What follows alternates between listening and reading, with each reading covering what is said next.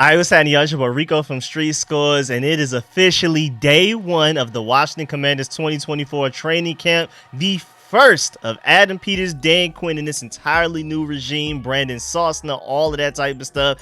Josh Harris has officially owned this team for like a year and a couple of days, just since literally like a couple of days ago. And this is a whole new situation, man. First of all, Jayden Daniels came to play.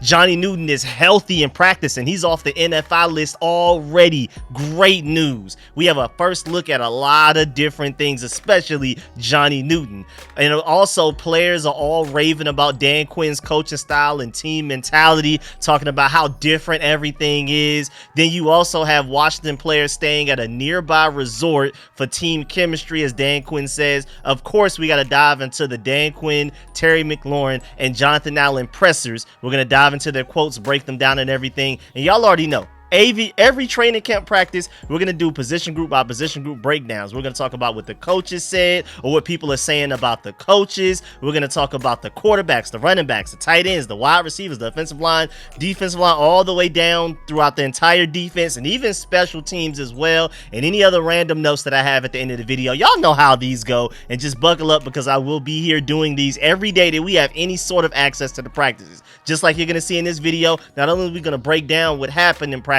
but I'm also give y'all the full-blown clips of everything that went down in practice. So everything I have access to that I see, I'm gonna give to y'all as well. But instead of wasting more of y'all time before we dive into everything, make sure you stiff arm that like button, stiff arm the subscription button, stiff arm the bell next to that subscription button so you get notification each and every time I release an informative and opinionated video just like this one. Again, I'm gonna have y'all covered for everything Washington Commanders, especially the training camp practices. But anything that happens outside of that as well, I got y'all. We're to the point that there's no reason I'm not doing at least a video a day, maybe even getting to the point we're doing a couple a day. And I also want to get back to the live stream, so maybe as soon as we get to August, we're going to start kicking those live streams back up as well. We may even make them weekly, and of course I want them to be call-in shows. Let me know if y'all want me to do just a live stream where I just completely give my thoughts, but I feel like most of the time y'all would like a call-in stream for you to give y'all opinions. So make sure you stay tuned for all of that. I'm working on all of those things, getting all of that scheduled and put together, but of course I'm gonna have you updated on everything training camp in the meantime. Without further ado, let's go ahead and dive into this video, man. Let's get it. Adam.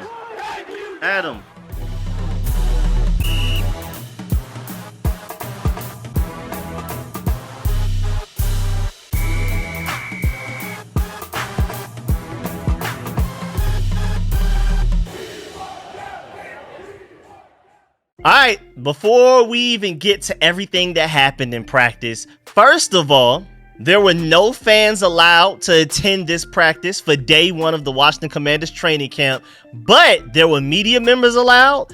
And most importantly, the team did allow immediate family members to attend so that they can see and support their loved ones up close. I absolutely love that, man. Shouts out to Seawall Sports for bringing up a good point. Commanders players' immediate family members were able to attend the first set of closed practices. The team's leadership continues to show class in connecting with the players and their families. Remember that we kept coming in dead last when it came to those top free agency destination surveys that were done by the NFLPA, where they literally asked every NFL player to rank the teams in different categories, and we were always one of the worst categories when it came to how the team were treating players' families and friends and things like that. We were dead last, or at least terrible, in pretty much most of the categories outside of like strength conditioning coaches. We were bad with cafeteria. We were bad everywhere, and now you can already tell that Josh Harris is trying to handle everything on the non-football side, and Dan Quinn and Adam Peters are trying to improve everything on the football side. And little things like this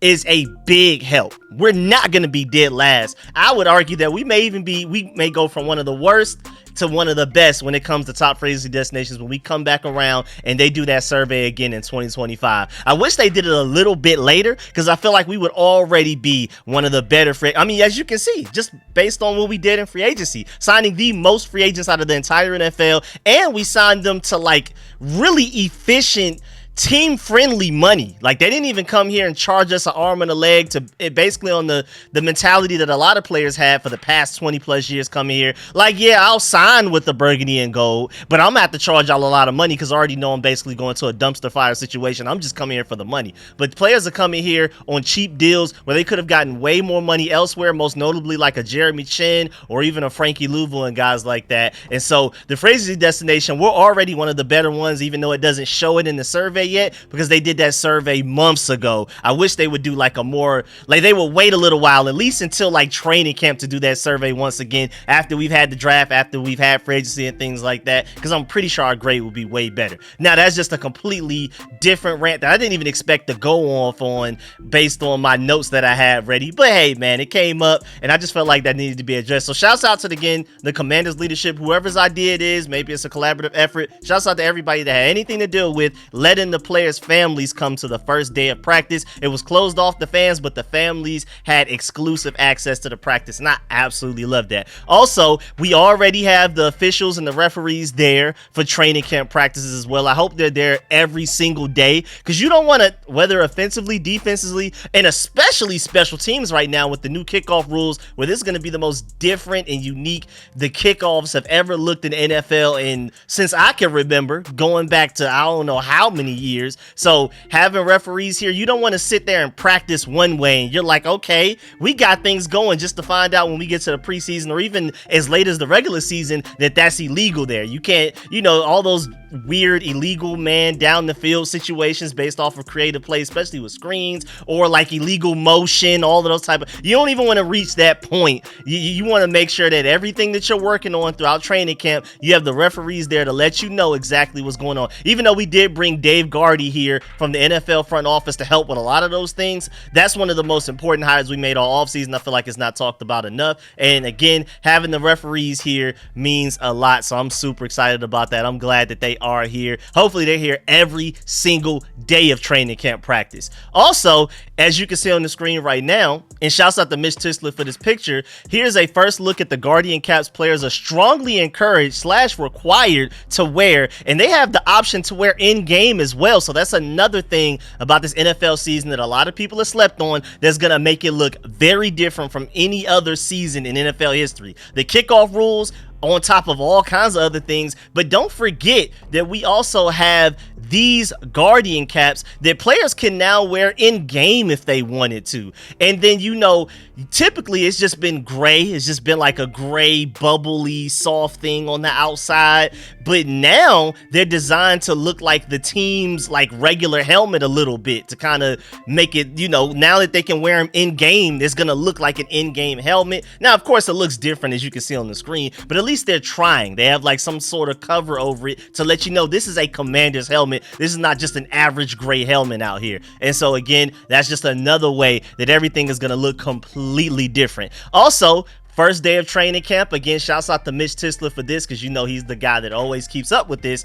The first player on the field for the very first training camp is Bryson Tremaine. He's the tallest receiver we have on roster by far. I think Luke McCaffrey is the tallest receiver outside of Bryson Tremaine. Luke McCaffrey 6'2". Bryson Tremaine is like 6'5". So maybe you can see like niche wise why he has a chance to make this final 53-man roster. I'm not very confident in it, but he does have that one thing in his pocket and his utility belt, that height that nobody else in our receiver group has. I mean, maybe we can utilize height out of the tight end group as far as like red zone situations go. We just need a guy to go up there and grab passes. But if you want one in the receiver room right now, Bryson Tremaine is probably your best bet. But again, to be the first player on the field for the first day of training camps is pretty impressive, and Bryson Tremaine is not playing. I mean, he did it a lot of the times last year, so this is just what he does. He's typically just the first arriver. And then we also have the first bags drill of training camp. Y'all know those super hype drills where we have the coaches and the players all hype before we even get things going. Remember, we had a rookie mini camp, so we were wondering, okay, when we get the voluntary OTAs and we have the veterans here, are we still going to do that? And then we did. Then we got the mandatory minicamp, and they kept it going. And then now we're in training camp, and they're still doing it. You have the players, the coaches, everybody extremely hyped, typically with some hype music in the background before we even start practice. This is how they get it going. This is the energy that they bring, and I absolutely love it. I can see why some veterans may feel like it's a little weird, awkward, like I don't need to be, I'm a veteran, why am I even doing this? But it seems like everybody's on board, even the veterans. I absolutely love it. Now, before we move on, we have a big time injury update. We have some big good news, and then we have some slightly bad news. We'll get there though. So, first of all, and even Adam Schefter tweeted this himself. This was such big news that even Adam Schefter had to say something about it. Commanders defensive tackle, second round pick defensive tackle, Johnny Newton, passed his physical today and has been activated from the active non-football injury list. Let's get it. Dan Quinn even talked about it before practice and said, quote, he's so ready to go. We were hoping he could be back soon. We're really pumped he's ready to start already, and he is back, unquote. I'm super excited, man. Shouts out to JP Finley for bringing up this point.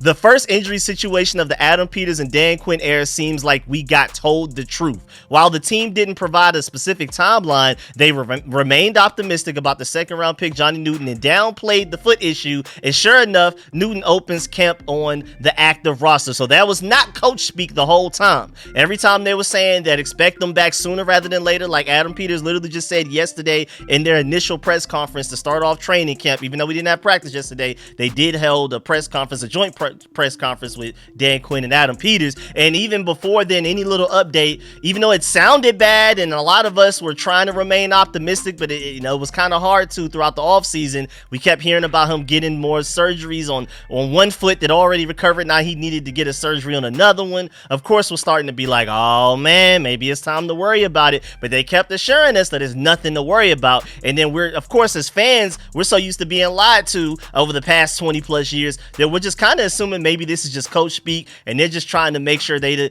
hold down the PR damage of taking a guy in early in the second round, even though it wasn't one of our biggest needs, and now he's hurt. So of course people are going to overthink it and panic over it. And it just seemed like that they were just basically telling us what we wanted to hear, but it sounds like they were actually telling the truth is my main point. And first of all, that was fast. That is great news to start training camp, first of all. And I wonder why they felt it necessary to put him on the NFI list after the rookies reported on July 18th, just a few days ago, just to take him off on the 24th, 6 days later. I highly doubt that he made that much progress in 6 days. Maybe they just officially gave him a physical today. They didn't give him one back then. I don't know. Either way, I'm happy. None of that matters. The only thing that matters is that he is back. Johnny Newton is here, and that isn't all of the news that's going on with the injury report, because we also have some not so good news as well, because the Washington Commanders also announced that FL Bada, the defensive end, has been placed on the active physically unable to perform list, the PUP list, for right now.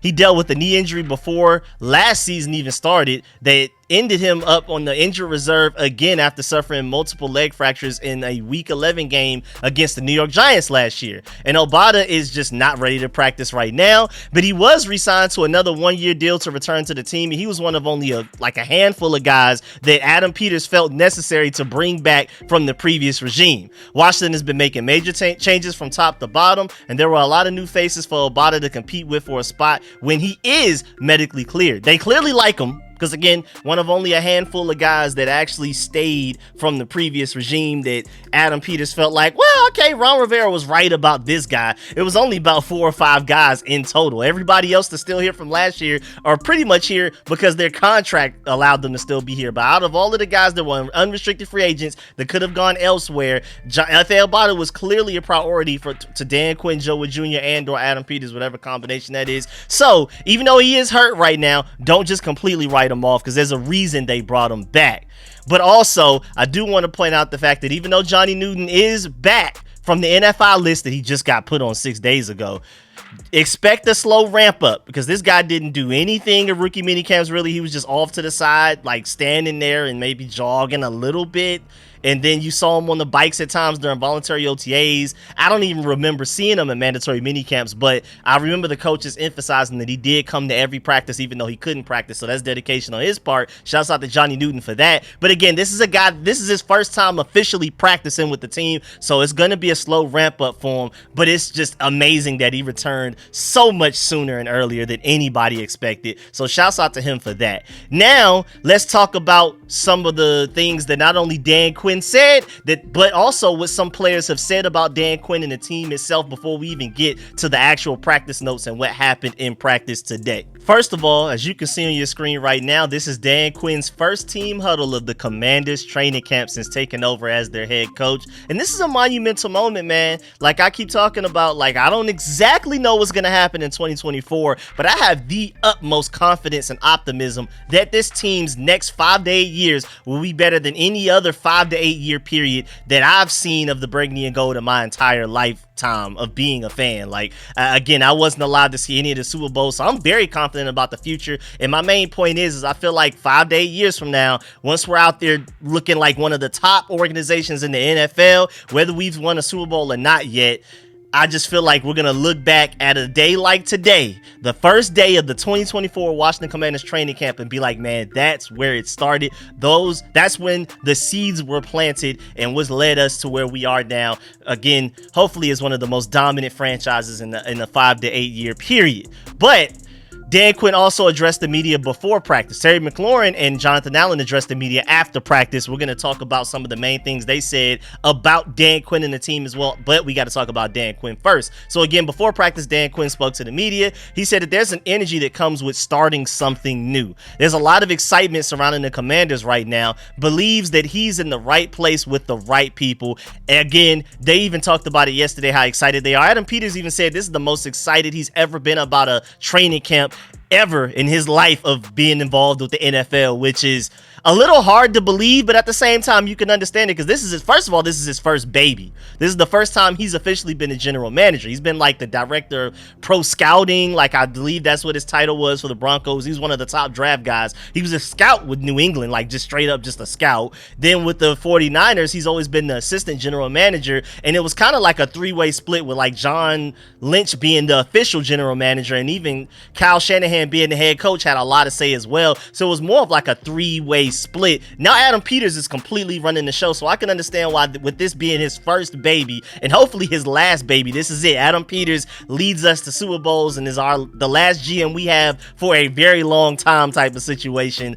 I can see why he'd be excited that way. Also, with all of this, again, like Dan Quinn just said, with all of this roster turnover and even beyond that, coaching staff, front office, this is like the most new the Burgundy of Gold have ever been, going from one season to the next within just a year's time since World War II. So there has to be just a lot of excitement just from everything being so fresh and so new, and we're not even exactly sure what's going on yet. We're confident, but we're not exactly sure, and I think that may actually hold some truth to it, so I'm very excited. Dan Quinn also said about the energy so far, quote, having everybody together brings good energy.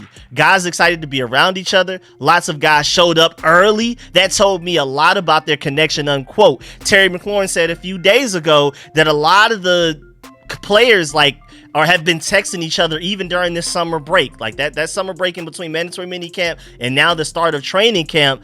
You know, a lot of people are in different countries all over the place in different parts of America. Nobody's like typically physically together, even though there were times that they practiced together in different places. Like a lot of the defensive players were in Oregon together practicing, but typically these guys are all over the place. They're not just all in the DMV area. Like Jayden Daniels went back home to Cali. Frankie Louvu was even in Greece at one point in time, and that's just two names to start with. But either way, throughout all of that chaos going on and everybody doing their own thing physically, Terry McLaurin said that everybody basically stayed in touch and was still building that chemistry through text message, even during that long break of people spending time with their families, because that's essentially like the only real break you get as a football player at the NFL level. And so that's the time to spend time with your family, go to Disney World with your kids, whatever you want to do. And even through that time, the team stayed really close together. And also don't forget that even during voluntary OTAs, we had 100% participation, 100% attendance every day. every day of practice. So this team is officially balled in. You can tell they're not only saying it, but they're showing it as well. And Dan Quinn, I mean, the energy seems reciprocated. I'm really excited about that.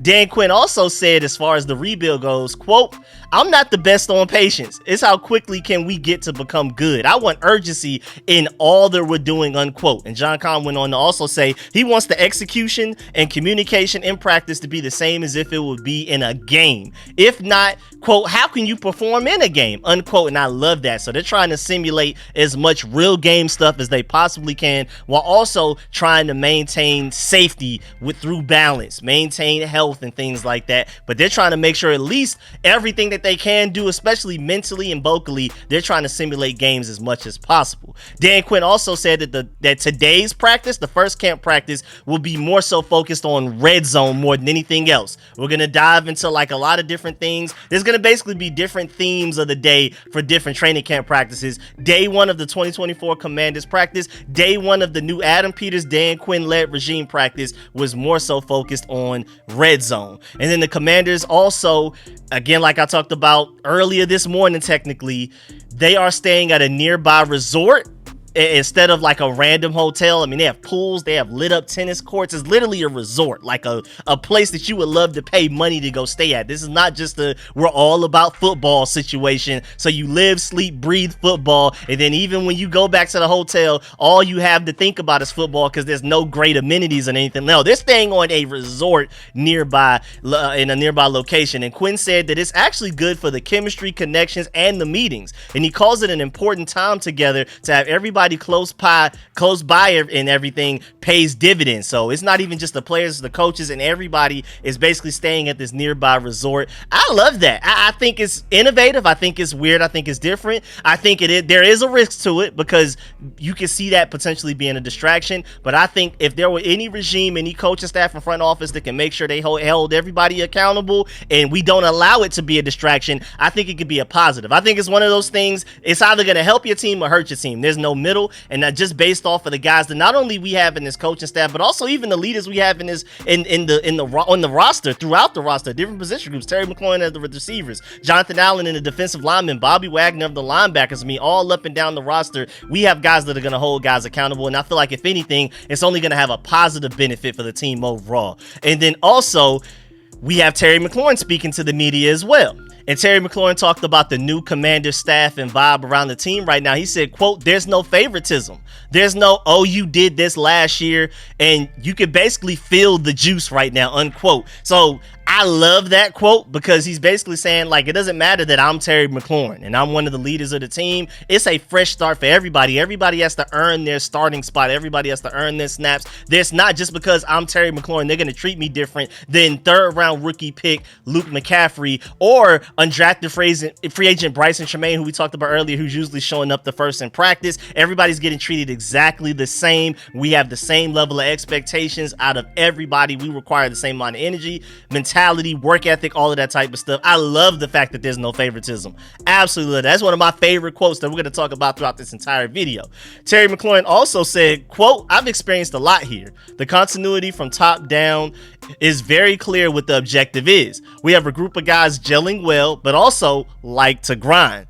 Terry McLaurin also said that Dan Quinn and AP gave us the keys to the car and said that it's basically a fresh start for everyone. And basically they've allowed the team, the players themselves, to set the tone. And again, it just seems like everybody's on point. I mean, everything seems to be going better than what we even expected as far as energy, work ethic, and leadership goes.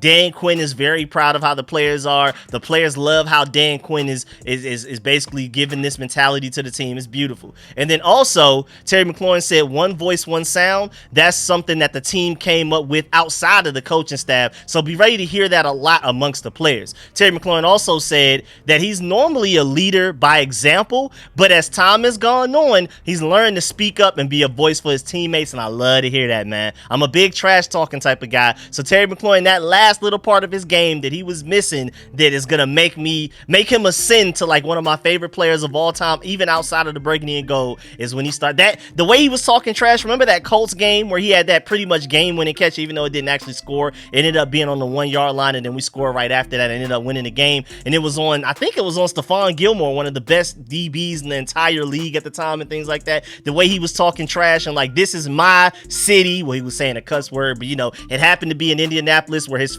friends and family, that's where he's from, got to see him in person. He stepped up big time. It was beautiful. But that's the Terry McLaurin I want. I want the super arrogant, talking crazy Terry McLaurin. But even just on the note that he's now becoming more of a vocal leader and not just like the quiet type that's just going to be a leader by what he does, but he's also talking to guys. I love that. I think that's just that extra wrinkle that's going to make him an even more likable guy amongst this fan base and really outside, even the entire NFL. I feel like that's even going to help his case as far as being higher on people's list of top receivers in the NFL type of thing. You got to be seen a little bit more. I love the fact that he's not a diva, but you know, there is like a perfect middle, and it sounds like he's reaching that perfect middle. Then again, you also have Jonathan Allen, who addressed the media. He said that Dan Quinn brings a lot of energy and keeps everybody locked in. That seems to be a thing that all of the players feel and agree on. Love it.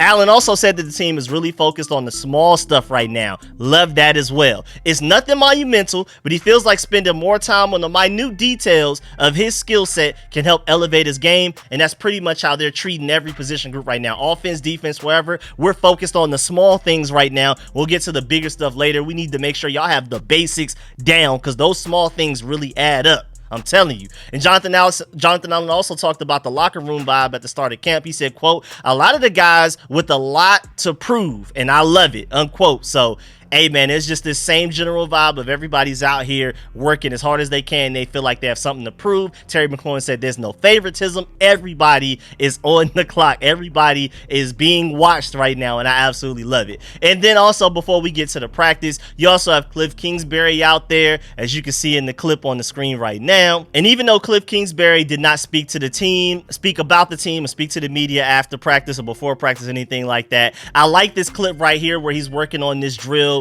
with Jayden Daniels where he's basically simulating like coverage to where you got to drop it in a bucket. You can't just throw it in a straight line. You got to throw it over my head with the right arm angle, the right touch and things like that. I like that. And then he also has them really working on, again, the small, minute details of practicing handoffs. I mean, like read option stuff. Do you give it to the running back? As you can see in this clip right now, you have Austin Eckler like acting like he's going to get the ball, and it's up to Jayden Daniels whether he wants to keep it or hand it off to Austin Eckler. You got to get those details down because that's the difference between a positive run play or a fumble that costs you a game. I mean, it's like the really small, intricate details, and I'm happy that Cliff Kingsbury, I mean, really Dan Quinn and this entire team are working all of the small things like we just talked about, defense, offense, but you can see an example is how the Cliff Kingsbury is making sure every little detail is not going overlooked, even as small as like the running back handoffs and red zone coverage. I mean, the opportunities of space, the windows are smaller in the red zone, and we're gonna need you to have to, you know, drop it in a rainbow way, drop it in a bucket with some of your passes. You can't just throw it straight.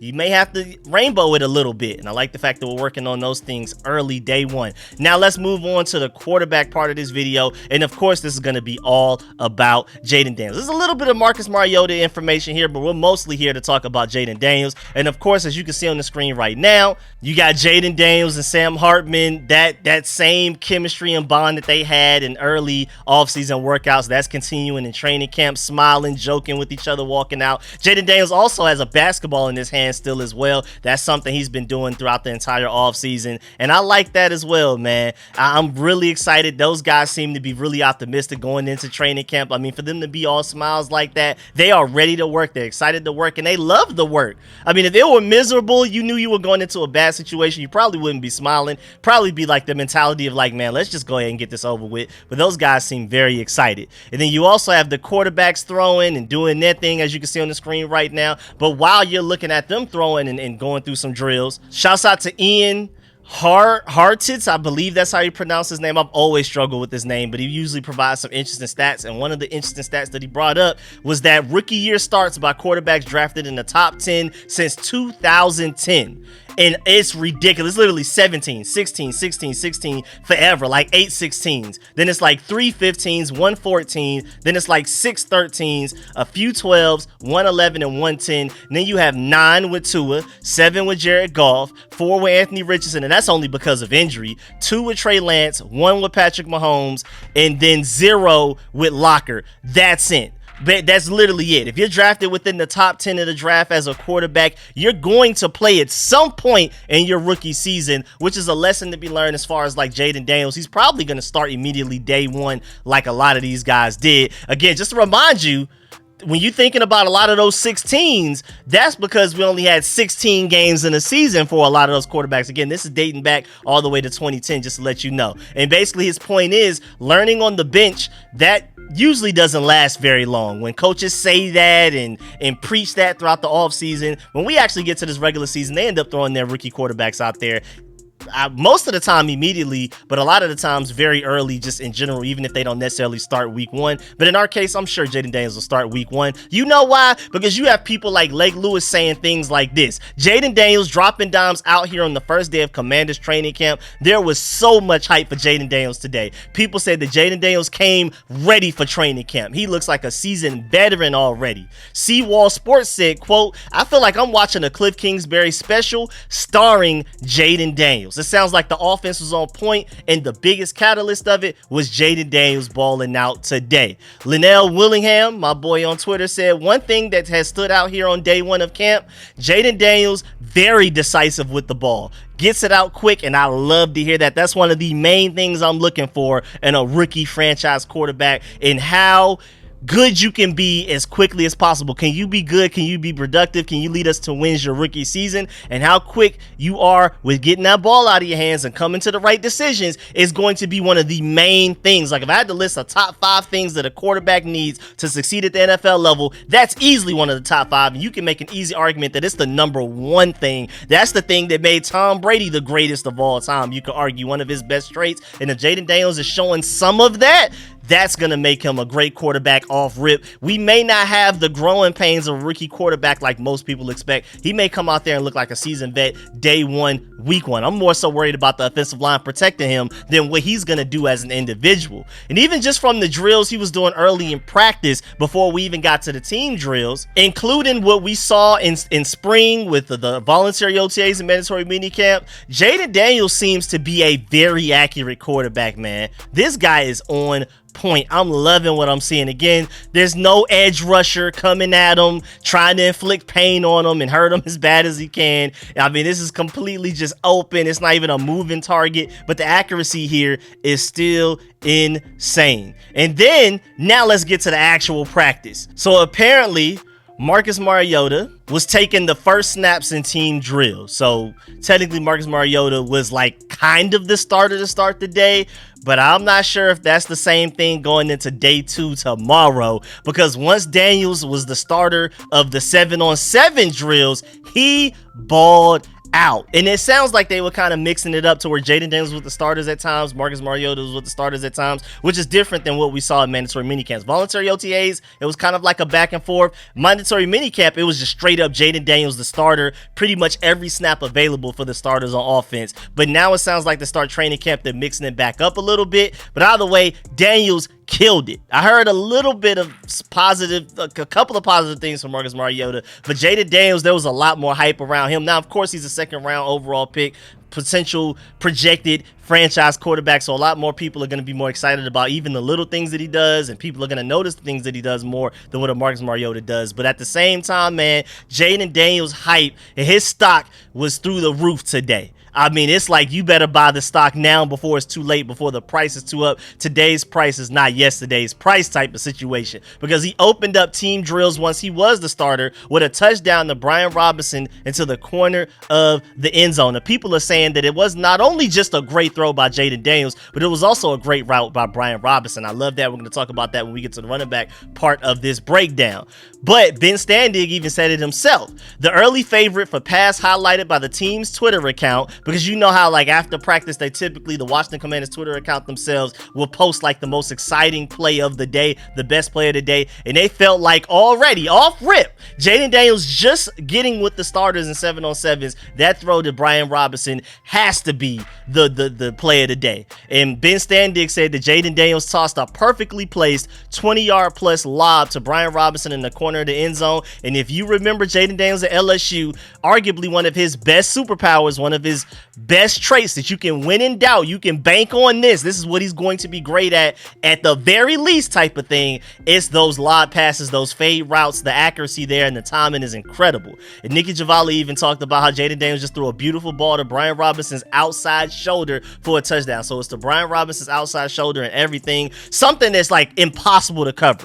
A fade route is like one of the hardest things to cover as a DB, especially a slot fade and especially a running back fade out of the backfield. What as a defensive coordinator do you do to game plan against that? Because you probably have one of your least athletic players on the running back coming out of the backfield. You already have your corners trying to cover all of the receivers and tight ends, so it's probably not that great of a coverage guy on Brian Robinson. If he's able to take advantage of that and Jayden Daniels can be that accurate, it's unfair. And then another touchdown was Casimir Allen making a diving grab from Jayden Daniels, and then the play right after that, John Bates caught a touchdown from Jayden Daniels. So he was dotting up the defense. And of course, when the offense is doing well and the defense is doing poorly, or even vice versa, when the defense is getting interceptions and the offense is not looking good, it's kind of hard to know exactly, to really gauge, is the offense that good or the defense that bad? Is the defense that good or the offense that bad? You know, it's really hard, but at the very least, it seems like the offense is really good. At the very least, Jayden Daniels is really good, because at a certain point, he was 3 or 4 on his reps and a run,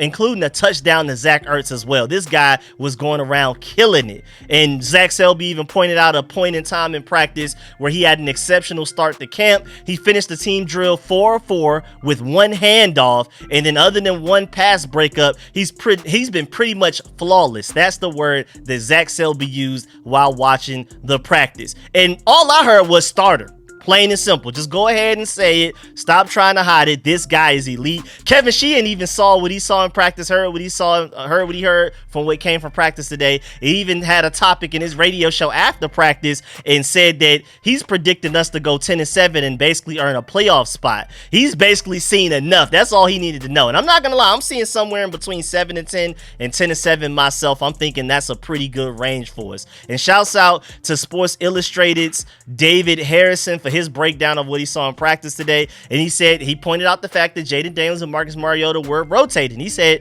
it shouldn't come to a surprise given that Dan Quinn's comments about not rushing the crown quarterback Jayden Daniels, the team starter, but he and veteran Marcus Mariota rotated the first team snaps on day one.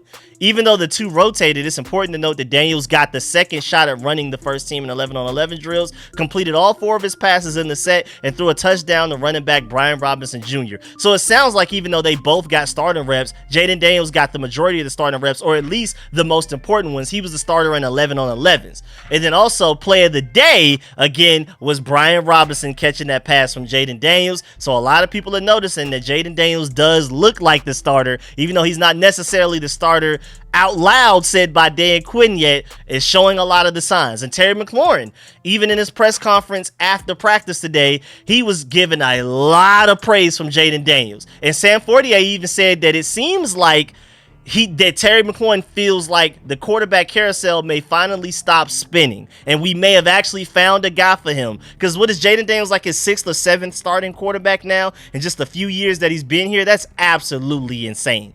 There are so many elite wide receivers that have only been thrown to by one quarterback their entire careers. And Terry McLaurin has already been through more than 5, probably 6 or more. I lost count at this point. I don't even want to even try to recollect how many quarterbacks it exactly was. I don't even want to deal with that PTSD again. Now moving on to the running backs, as you can see on the screen right now, you have the Anthony Lynn working with the running backs. And I mean, who would have thought? This time last year, Anthony Lynn is your run game coordinator, run backs coach, talking to Austin Eckler as one of your running backs. That's absolutely insane. But on top of that, again, I just want to reiterate that throw from Jayden Daniels to Brian Robinson for the touchdown, it wasn't just only a great throw by Jayden Daniels. A lot of people are also saying that it was a good route by Brian Robinson. And if Brian Robinson becomes that true dual threat running back, it's going to be over with for defenses. You know how happy Cliff Kingsbury is going to be happy about that. You know how happy Jayden Daniels will be about that. I've already talked to y'all about,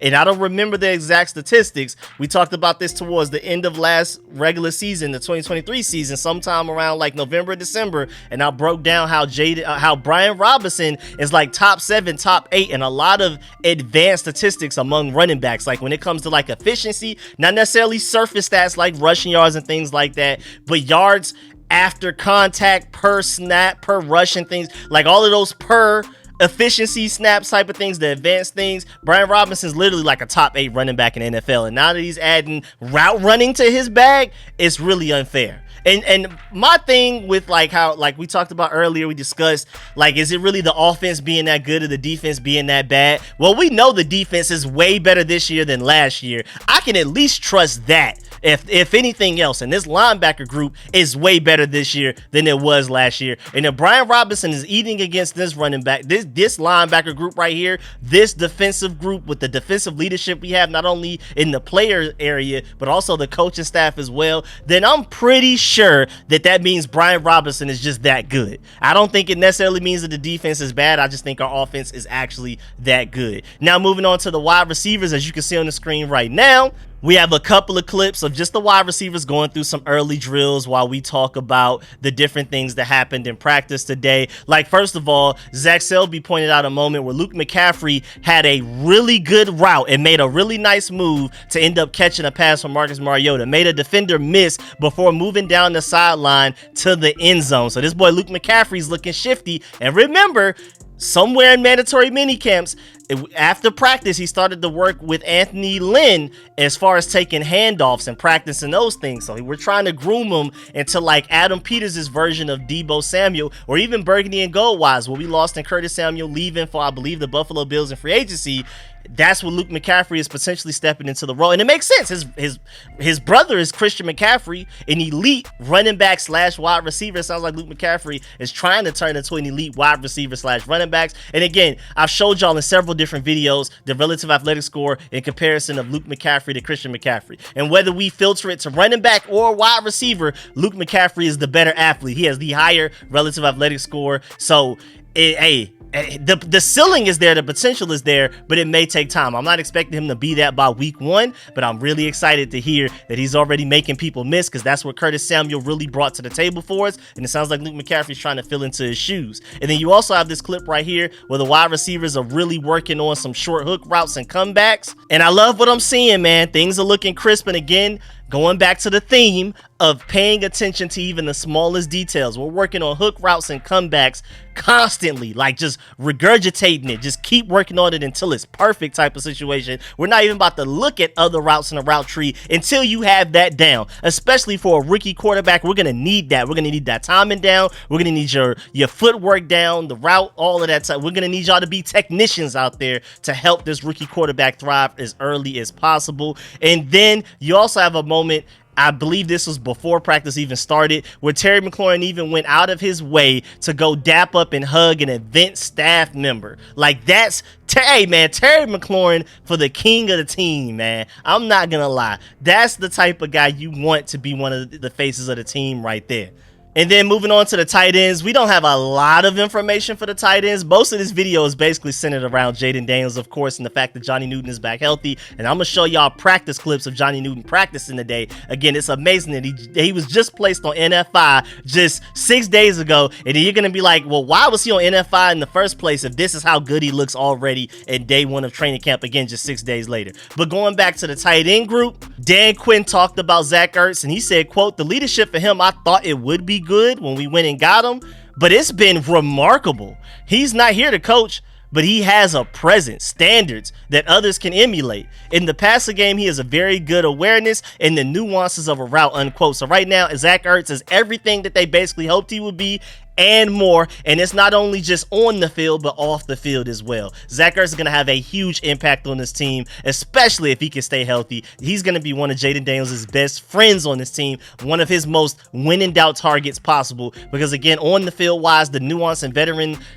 leadership that he brings as far as like knowing the right angles and leverage and being able to get open at the last second, perfect timing for Jayden Daniels to where a DB or a linebacker has no shot at covering him because he gets open right at the right moment, and maybe that window is a small time, but if him and Jayden Daniels can get that chemistry down, it will literally be unguardable, uncoverable. I'm really excited about that. But even off the field wise, he's just another one of those presences like on the team. Like you have Terry McLaurin, you have Jonathan Allen, you have Bobby Wagner. Zach Ertz is one of those guys. Austin Eckler in the running back room, that's one of the main reasons we did what we did in free agency, and I'm very excited. Now moving on to the offensive line part of this, you have Cornelius Lucas apparently getting the starting reps at left tackle in team drills. That doesn't necessarily mean that he will be the starter by the time we get to week 1, and maybe not even necessarily the starter by the time we get to preseason week 1, but as of today, day 1 of training camp, he is the starting left tackle is what it seems. But then again, we'll probably have a healthy rotation. Who knows, maybe by tomorrow they just try somebody else as a starter. Who knows?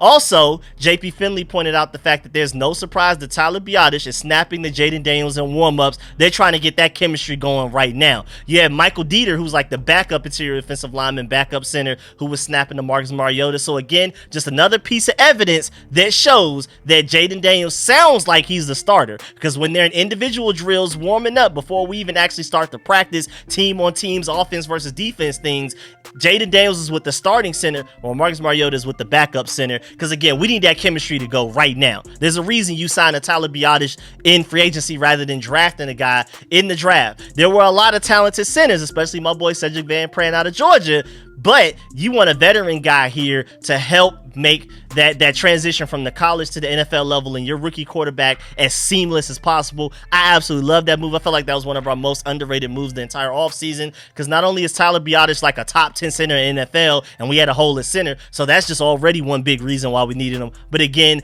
a veteran center is, I mean, the value that he's going to add to Jayden Daniels' maturation and development as a rookie quarterback, priceless, man. And so JP Finley also points out the fact that this is kind of interesting, more like day 11 interesting. It's day 1 of training camp, so maybe we shouldn't read into it too much. But if we get to day 11 and Jayden Daniels is taking snaps from Tyler Biadasz, you can pretty much just assume he's the starter. But I do think that it is something noteworthy, even as just day 1 of the situation going. And also, just to show you evidence, here's the clip right here of him actually snapping it to Jayden Daniels. And Mitch Tisler, when he tweeted this clip out, even said that he's optimistic that Tyler Biadasz will be a big part of improved offensive line play and Jayden Daniels' success this season. But this also does bring me to the point, and like I've been saying for weeks now, Kevin Sheehan also talked about this in his radio show, that basically when it comes to the left side of that offensive line, the left side of it, not necessarily the right side, but like center on to left tackle, center left guard, left tackle, I mean, there may be somewhat of a talent issue, of course, as well, mostly left tackle, especially until Brandon Coleman, 3rd round pick rookie, is ready to step up and start there. But really, it's more so of a concern with chemistry and like a lack of cohesion there. Like, you could easily argue that offensive line is way more chemistry based than talent based. Like I brought up a couple of weeks ago, you could sign a bunch of all pros in the offseason, but I still wouldn't be surprised if they went out there week 1 and didn't look that good, because again, chemistry, cohesion, and communication is probably the most important part of offensive line play. And so even to the point of like Andrew Wiley last year, he was terrible the first half of the season, and then towards the second half of the season,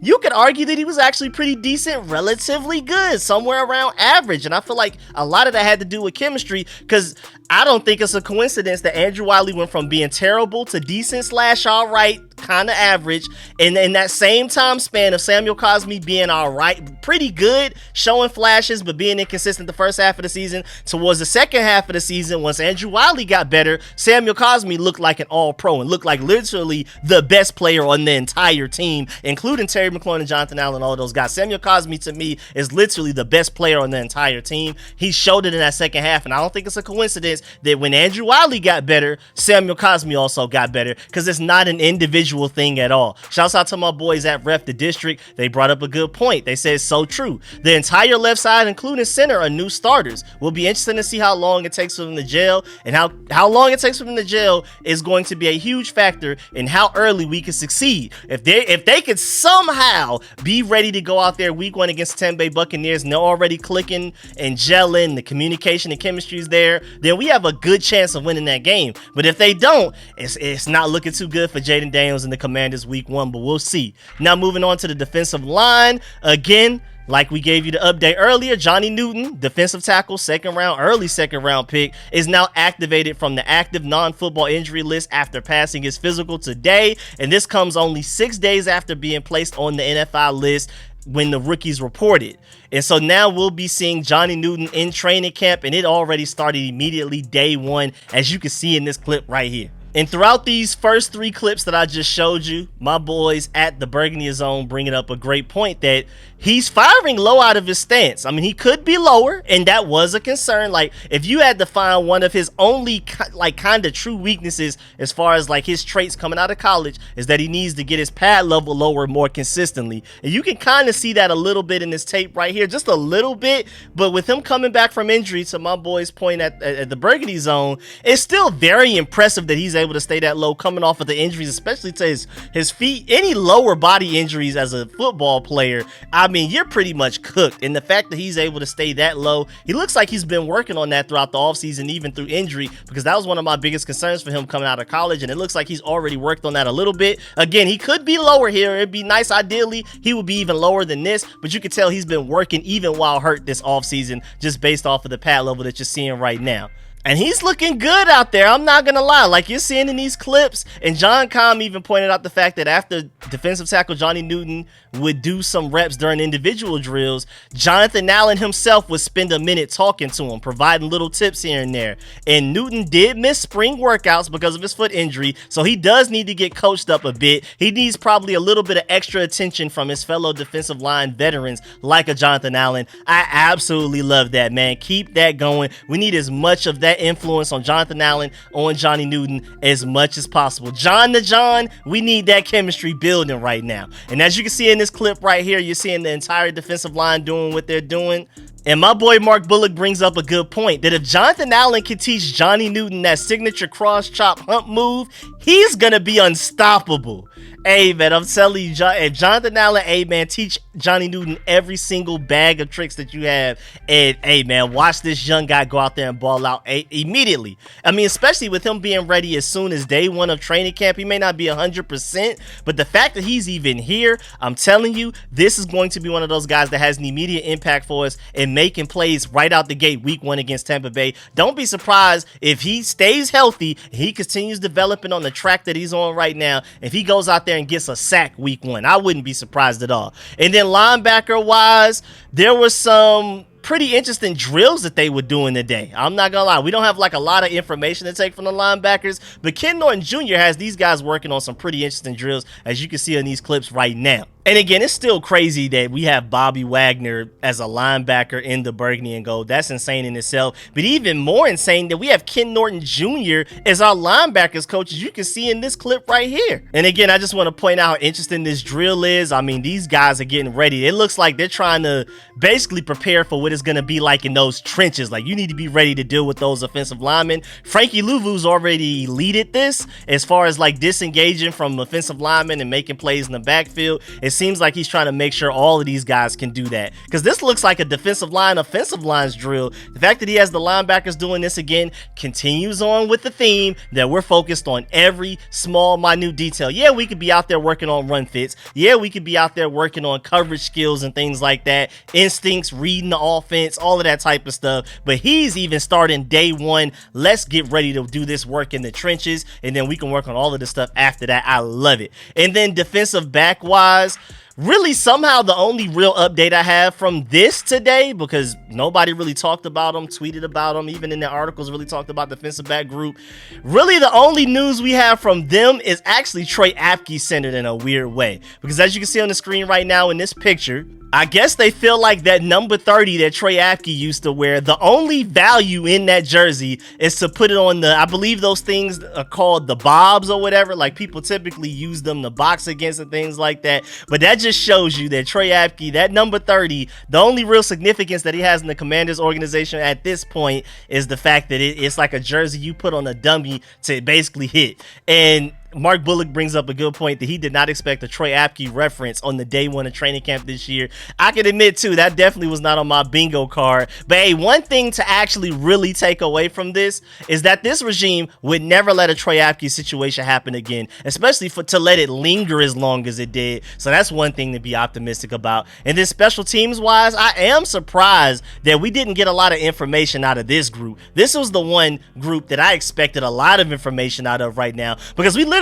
do not know who our starting returners are right now. Kick return, punt return, either one. We just don't know yet. And I'm not even exactly sure about who the top candidates are. I mean, I was seeing, of course, Jamison Crowder from last year as far as punt returns go. We've been seeing clips of Olamide Zaccheaus, the free agent wide receiver we signed just a few months ago. He's been showing flashes in the return game and practices, or like voluntary OTAs and things like that. But we still don't know. And then even worse, on top of all of that, we don't even know who our starting kicker is yet. So I'm surprised we didn't get any updates on that today at all from anybody. I feel like if I were there at the practice, I'm not gonna lie, that would have been one of the things I really would have been focusing on, really trying to get down to the bottom of. I probably would even ask Dan Quinn about it, like, what are we doing on special teams right now? We have all of these new rules going. We don't even know who the starters are for returners or kickers right now. All we know is our starting punter and long snapper. Outside of that, everything else is up in the air right now. And I hope this doesn't come back to bite us once we get to the regular season with ending up having like a bad kicker situation going on. But I'm assuming that we will get some updates on special teams very soon, maybe as soon as next practice, maybe tomorrow or something like that, because it's just amazing to me that we didn't get any information from that. Again, we don't even know who our starting kicker is right now. And then before we get up out of here, I have a few random things that I wanted to talk about. First of all, Giants general manager Joe Schoen, I believe, is that how you pronounce his name? But his son was asked about names that he would want to draft, and Jayden Daniels was the first name that he came up with. Just straight up said, Jayden Daniels, you only get this job once. You need to try to win. So you have the Giants head coach and Brian DeBall, you have the GM's son, all agreeing that Jayden Daniels was the move. Trade up to get that guy. And again, the only reason I'm bringing this up is that as a Commanders fans, it sounds like we got the true prize in the draft, because you have other teams, especially the Giants, that seem like they really wanted them. And then you also have the Madden showcase, the trailer showing off the Madden 25 and things like that. And I honestly, especially with as great as college football is, and even before college football came out, I just don't really play Madden. I don't really care to buy it. Once it's free, like available on EA Access, maybe I'll get it, but I'm just not really a Madden guy. I'm super college football because I care more about recruiting than actually playing the games. I'm not gonna lie. I'm just a general manager at heart, just like y'all see even when I'm talking about Burgundy and Gold stuff. I love the team building, free agency, and draft part of it more than even like the games on Sundays. I'm not even gonna lie. And so I don't really have too much of a optimism or any drive to really go get Madden at all right now. But in the showcase, they did show Jayden Daniels, and with them featuring Jayden Daniels, I started to think maybe I should get it. Maybe they're actually going to promote this guy like they should. Maybe the Commanders finally have a quarterback that the national media actually brings a lot of attention to, talks about, showcases in their games and things like that. And then lastly, before we get up out of here, shouts out to our boy Emmanuel Forbes for basically joning on Jahan Dotson for him having cornrows. He basically called him Willie Weathers from the movie Gridiron Gang, as you can see in this clip right here. Hey, we got Willie Weathers in the Hey, we got Willie Weathers in the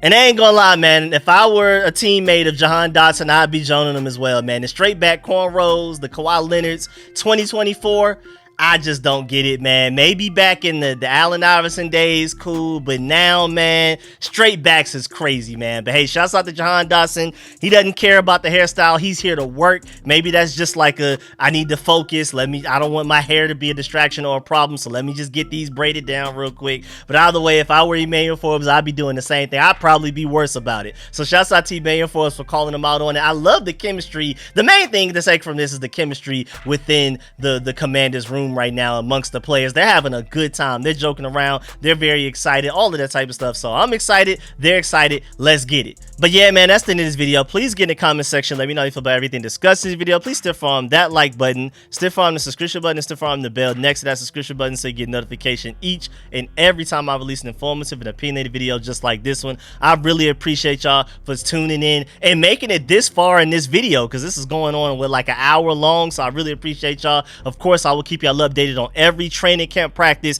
that we have access to. So even if the fans aren't allowed to go, if the media members are allowed to go and they give us their updates from practice through tweets, if they're uploading clips from practice, just like this video, how it went, I'm gonna do that for every single practice. We may not have access to every practice, so don't expect this every single day of training camp, but any day that we get any information, any clips, any video evidence, anything, I got y'all covered. We're going position group by position group just like we did today. So if you don't subscribe for anything else, make sure you subscribe for that and stay tuned for that. Hit the bell next to that subscription button so you get notification immediately and every time I release these training camp updates. And of course, do not leave this video without leaving a like, and also as well, of course, leave a comment in the comment section about the things that you care the most about that we discussed in this video. Do you agree or disagree with any of my points? How do you feel about what Terry McLaurin and Jonathan Allen said about the team? How do you feel about the things Dan Quinn said? How do you feel about Jayden Daniels not necessarily being named the starter yet, but balling out day one, coming off of that vacation with spending time in California, working with Bryce Young and CJ Stroud, working with Marcus Mariota and the offensive players in Oregon, working with anybody that he could. He came in prepared. He's already ahead of the curve.